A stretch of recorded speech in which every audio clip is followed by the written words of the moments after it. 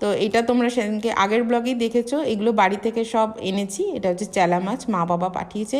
তো মাছটাকে ভালো করে আমরা একটু ভেজে নেব।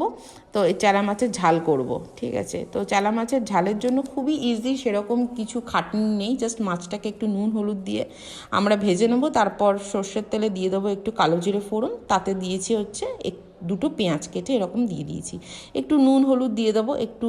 তারপর শুকনো লঙ্কা আর কাঁচা লঙ্কা বেটে এতে অ্যাড করে দিয়েছি। অবশ্যই আমি স্ট্রেনারে করে ছেঁকে এটাকে দিয়েছি, নালে মুখে একটু দানা দানা আসে। লঙ্কাটা খুব মিহি পেস্ট না হলে, শিলে যেমন খুব ভালো পেস্ট হয়, মিক্সারে কিন্তু অত ভালো পেস্ট হয় না সেই অর্থে দেখা যেতে দেখলে। তো এবারে মাছগুলোকেও অ্যাড করে দিয়েছি। আর ঠিক নামানোর আগে তোমরা যদি চাও ধনেপাতা দিতে পারো, বাট আমি আর ধনেপাতা দিইনি, এখানে শুধুমাত্র একটু সর্ষের তেল দিয়েছিলাম। আর তারপর স্নান টান করে চলে